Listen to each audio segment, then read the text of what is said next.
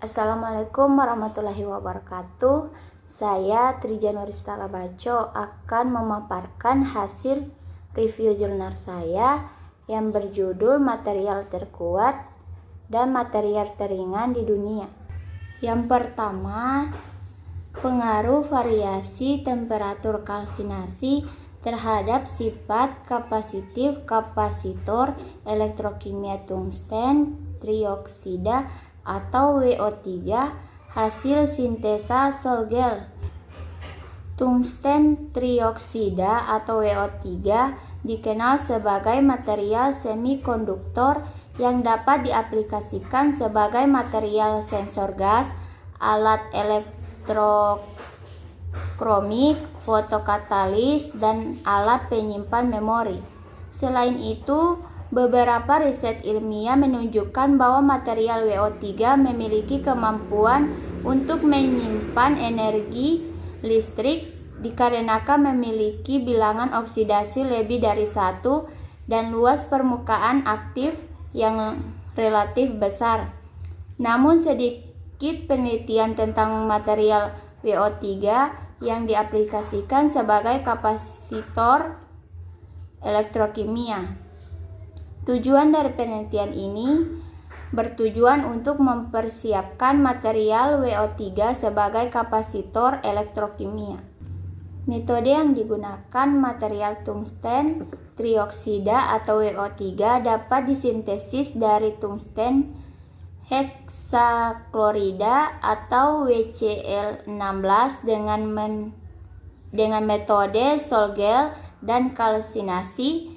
WO3 hasil sintesis tersebut dilapiskan pada substrat grafit, kemudian dikalsinasi dengan variasi temperatur 800 derajat Celcius, 400 derajat Celcius, 500 derajat Celcius, dan 600 derajat Celcius selama waktu tahan 1 jam.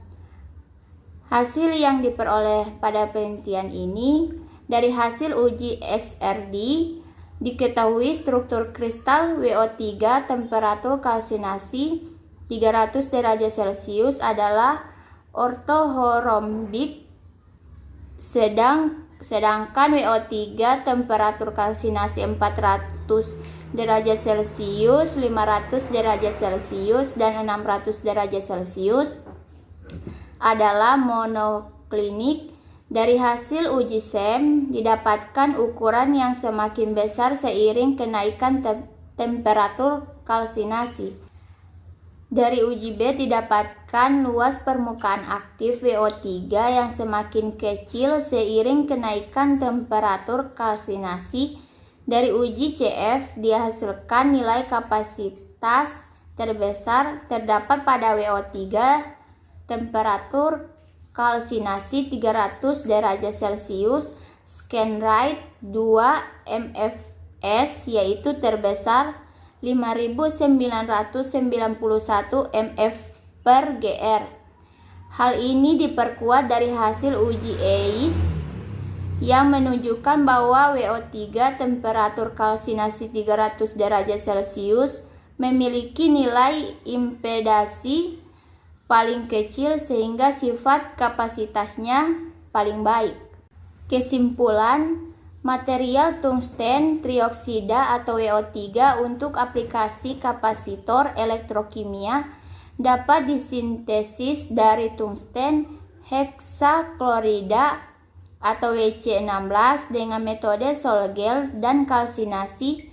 WO3 hasil sintesis tersebut diaplikasikan pada substrat grafit, kemudian dikalsinasi dengan variasi temperatur 800 derajat Celcius, 400 derajat Celcius, 500 derajat Celcius, dan 600 derajat Celcius selama waktu tahan 1 jam.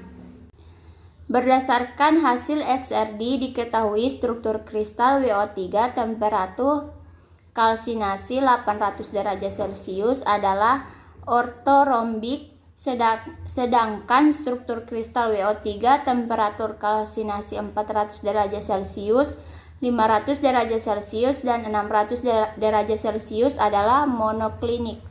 Partikel-partikel WO3 bentuk lembaran tipis dengan ukuran semakin besar seiring kenaikan temperatur kalsinasi. Luas permukaan aktif WO3 semakin kecil dengan kenaikan temperatur kalsinasi. Dari uji silik voltametri dihasilkan nilai kapasitas terbesar terdapat pada kapasitor elektrokimia WO3 temperatur kalsinasi 800 derajat Celcius pada ScanRite 2M VS yaitu sebesar 5991 mF per GR. Hal ini diperkuat oleh hasil uji elektrokemikal independen spektroskopi untuk menunjukkan bahwa WO3 temperatur kalsinasi 800 derajat Celcius memiliki nilai impedasi paling kecil dan nilai kapasitif paling besar. Semakin tinggi temperatur kalsinasi, maka semakin kecil nilai kapasitasnya. Yang kedua, pemisahan fraksi osmium dan iridium dalam matriks osmium alam pasca iridasi dengan teknik ekstraksi pelarut. Generator osmium iridium ada dua macam, yaitu generator radioisotop OS dan IR. Radioisotop IR dan OS digunakan di bidang kesehatan, terutama untuk diagnosis sebagai penyakit yang berhubungan dengan perubahan aliran darah di dalam ginjal, maka dapat dilakukan diagnosis terhadap pasien. Diagnosis ini mungkin dilakukan dengan menggunakan radionukleida TC. Proses diagnosis ini memerlukan waktu pengamatan dalam orde waktu jam, sedang pengamatan perubahan hanya dilakukan dengan orde menit. Tujuan dari penelitian ini bertujuan untuk mempelajari teknik pemisahan fraksi osmium dari fraksi iridium dalam matriks osmium alam pasca iridasi dengan neutron. Ada dua hal yang diharapkan dalam penelitian ini, yaitu mendapatkan fraksi radioisotop osmium atau OS yang bersih dengan cemaran IR dan mendapatkan teknik pemisahan fraksi osmium dengan iridium yang diharapkan dapat diterapkan untuk memisahkan IR dari nuklida induknya yaitu OS. Metode yang digunakan yaitu dalam penelitian ini dilakukan pemisahan OS dan IR melalui tahapan-tahapan penelitian ini: menyiapkan target osmium alam, iridasi target, perlakuan target teridasi yang meliputi pengangkutan target teridasi ke fasilitas hotcell, pembukaan tabung dan pelarutan, serta proses pemisahan osmium teriradiasi dengan ekstraksi pelarut menggunakan CCl4. Analisis radionukleotida OS dan IR menggunakan spektrofotometer gamma yang bisa dilihat pada gambar di bawah ini. Hasil dari percobaan ini diperoleh radionukleotida OS dan IR dalam osmium alam teriradiasi masing-masing sebesar 87,88 Niu CI dan 20,01 Niu CI saat pemisahan. Radionukleotida OS dapat dipisahkan dengan pengotor radionukleotida IR dengan radioaktivitas total 14,88 Niu CI dengan efisiensi pemisahan sebesar 16,88%. Pada akhir pemisahan, hal ini menunjukkan kemungkinan dapat dipreparasi nukleotida OS dan untuk bahan generator OS atau IR. Kesimpulan, radioaktivitas osmium dan iridium yang diperoleh dengan pengukuran menggunakan spektrometer gamma pada saat proses pemisahan dari cuplikan bahan osmium dari radiasi masing-masing sebesar 87,88 Niu Ci dan 20,01 Niu Ci dengan volume 30 mil atau masing-masing dengan konsentrasi radioaktivitas sebesar 2,93 Niu Ci per ml dan 0,67 Niu Ci per ml. Radionukleotida OS dan IR dapat dipisahkan dengan metode ekstraksi pelarut dengan efisiensi pemisahan sebesar 70,97%. Namun efisiensi pemisahan ekstraksi balik untuk mengambil radionukleotida OS dari fraksi CCl4 yaitu sebesar 16,88%. Tetapi tanpa pengotor radionukleotida IR, radionukleotida OS yang merupakan radionukleotida induk generator radioisotop OS atau IR belum dapat dihasilkan. Untuk dapat menghasilkan radionukleotida OS, diusahakan menggunakan bahan sasaran OS diperkaya sekitar 90% dan waktu iridasi lebih dari 60 hari. Yang ketiga, pengendapan titanium pada larutan pasir besi dalam asam sulfat. Pasir besi merupakan cadangan potensial yang belum termanfaatkan dengan baik sebagai sumber bahan baku industri besi baja maupun sebagai sumber titanium. Deposit pasir besi tersebut di seluruh Indonesia dan terutama terdapat di sepanjang pantai selatan Pulau Jawa. Jumlah cadangan yang cukup besar ini memiliki kandungan besi sekitar 88% dan mineral bawaan seperti titanium berkisaran antara 10-20%. Selama ini, bahan mineral tersebut belum dimanfaatkan secara maksimal, meskipun terdapat berbagai sifat istimewa yang dapat dimanfaatkan, misalnya dalam bentuk titanium dioksida atau TiO2. Tujuan dari penelitian ini adalah untuk mengamati perubahan pH dan konsentrasi awal titanium terhadap besarnya perolehan titanium melalui proses pengendapan titanium pada larutan pasir besi dalam H2SO4. Pengaruh ini dinyatakan dalam hubungan matematis antara persentase titanium yang terendapkan dengan pH larutan. Selanjutnya, metode endapan titanium dapat diperoleh dari pasir besi melalui tahapan pelarutan, ekstraksi reaktif, dan pengendapan titanium.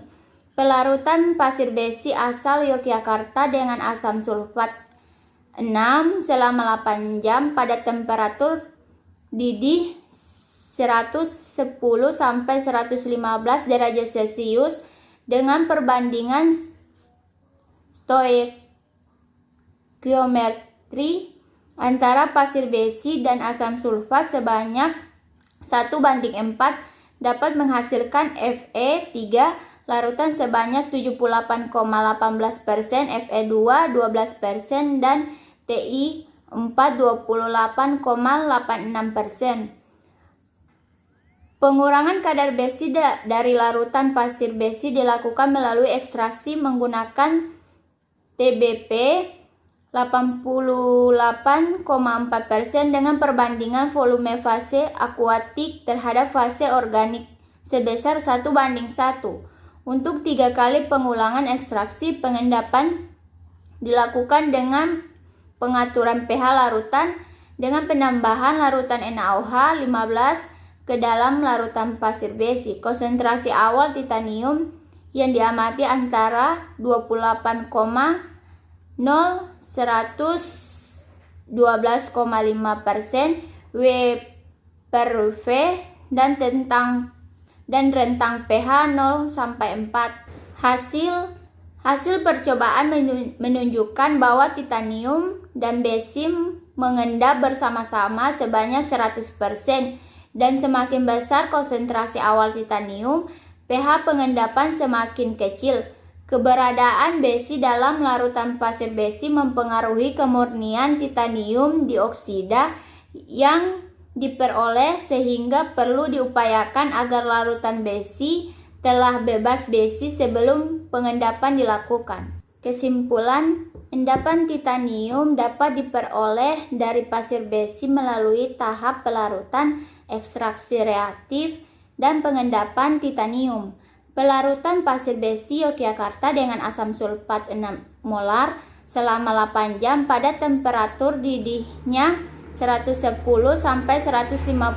derajat Celcius serta perbandingan stokiometri antara pasir besi dan asam sulfat sebanyak 1:4 menghasilkan Fe3 terlarut sebanyak 78,18, Fe2 12% dan Ti4 28,86%. Pengurangan kadar besi larutan pasir besi dilakukan dengan ekstraksi menggunakan TBP, sehingga perbandingan volume akuatik terhadap fase organiknya sebesar 1:1 sebanyak 74,8%. Besi dapat diekstrak setelah 3 kali tahap pengulangan ekstraksi. Selanjutnya pengendapan dilakukan dengan mengatur pH larutan, yaitu dengan menambahkan larutan NaOH 15 molar ke dalam larutan pasir besi. Konsentrasi awal titanium yang diamati antara 5,85 sampai 23,4 mol per L dan harga pH antara 0 sampai 4. Dari percobaan dapat disimpulkan bahwa titanium dan besi mengendap bersama-sama sebanyak 100%, dan semakin besar konsentrasi awal titanium, harga pH pengendapan semakin kecil. Keberadaan besi di dalam larutan pasir besi dapat mempengaruhi kemurnian endapan titanium karena besi dapat mengendap bersama-sama dengan titanium, sehingga perlu diupayakan suatu metode tertentu agar sebelum tahap pengendapan dilakukan, larutan sudah tidak mengandung besi.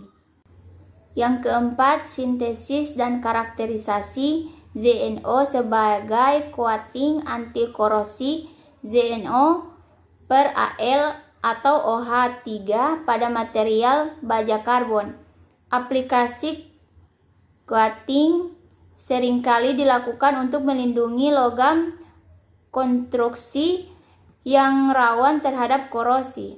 Logam baja merupakan material konstruksi yang seringkali diaplikasikan pada berbagai macam struktur karena memiliki sifat mekanik yang baik serta mudah difabrikasi.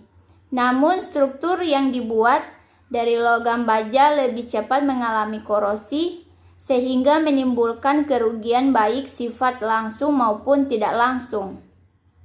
Oleh karena itu, mengendalikan laju korosi pada logam atau paduannya menjadi hal yang penting. Selama proses korosi, logam murni cenderung akan kembali pada keadaan sebagaimana sama dengan keadaan biji logamnya. Tujuan dari penelitian ini difokuskan pada sintesis dan karakterisasi komposit ZNO per AlOH3 yang belum dilakukan oleh peneliti terdahulu serta mengaplikasikan sebagai pigmen anti korosi pada baja karbon. Penambahan bahan AlOH3 pada ZNO diharapkan dapat memperbaiki ketahanan korosi pada coating melalui pembentukan lapisan pasif yang dapat menurunkan laju korosi. Metode yang dilakukan artikel ini membuat penelitian dalam melakukan sintesis partikel ZNO menggunakan metode presipitasi dengan ZnCl2 dan NaOH sebagai prekursor. Partikel ZNO yang dihasilkan memiliki morfologi berbentuk batang dengan ujung lancip. Hasil dari penelitian ini menunjukkan bahwa pada komposisi ZNO per AlOH3 sebesar 1,1:3 menjadikan pigmen baja karbon memiliki ketahanan korosi yang terbaik dengan nilai laju korosi terendah sebesar 0,86. Kesimpulan, partikel ZNO yang dihasilkan dari proses sintesis dengan metode presipitasi menggunakan prekursor ZnCl2 dan NaOH memiliki morfologi terbentuk batang dengan ujung terbentuk lancip. Hasil uji C menunjukkan bahwa pada konsentrasi NaOH 0,5 molar menghasilkan partikel dengan ukuran terkecil yaitu 128 dan XRD menunjukkan bahwa partikel ZNO menghasilkan memiliki tingkat kristalinitas yang tinggi dengan ukuran kristal sebesar 47,1. Hasil pengujian korosi baja karbon yang telah dikuating dengan partikel ZNO per Al atau OH3 paling baik adalah pada komposisi 1:8 dan memberikan nilai laju korosi minimum yaitu sebesar 0,86. Yang kelima, sintesis dan karakterisasi silika aerogel, hidrofobik, dan oleofilik dari pasir laut sebagai absorben tumpahan minyak. Silika merupakan bahan baku silika aerogel yaitu smart material dengan sifat fisika yaitu nanopori-pori atau ukuran pori-pori kurang dari 50 nanometer.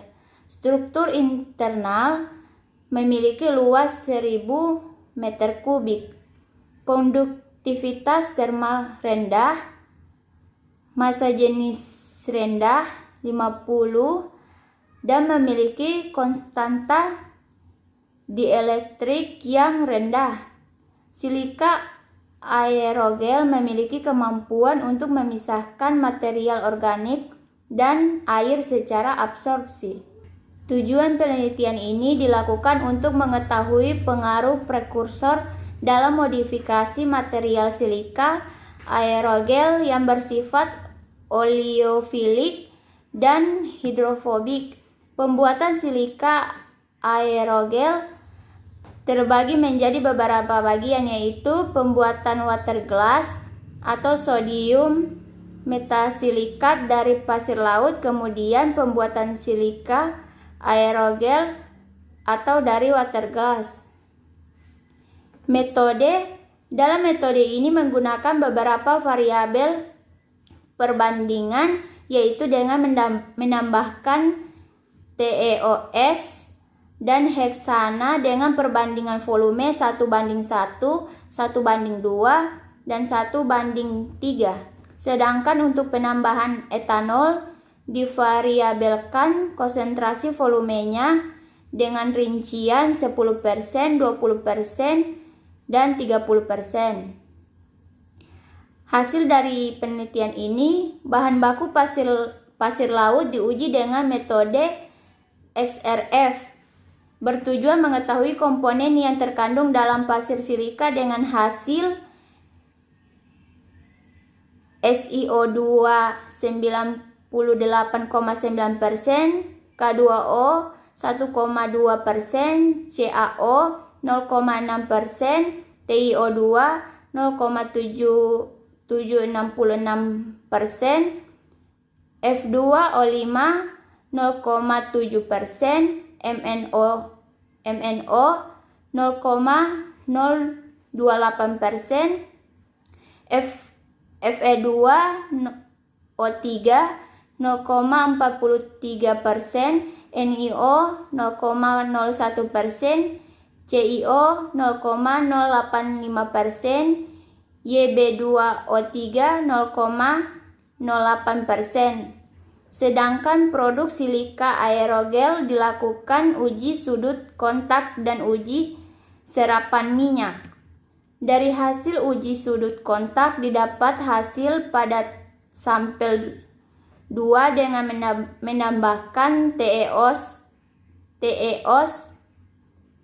dan sebanyak 1:2 dan etanol 20% memiliki sudut kontak sebesar 143,95. Sedangkan untuk uji serapan minyak, sampel 2 memiliki kemampuan menyerap minyak sebesar 13,98 silika aerogel. Kesimpulan, pasir laut yang memiliki kandungan silika yang besar berpotensi sebagai bahan dasar pembuatan absorben silika aerogel. Sampel dengan perbandingan TeOS heksana 1:2 dan konsentrasi etanol 20% memiliki kemampuan absorpsi terbaik dengan sudut kontak 143,95 dan kapasitas absorpsi 13,98 silika aerogel. Demikian pemaparan hasil review jurnal saya. Assalamualaikum warahmatullahi wabarakatuh.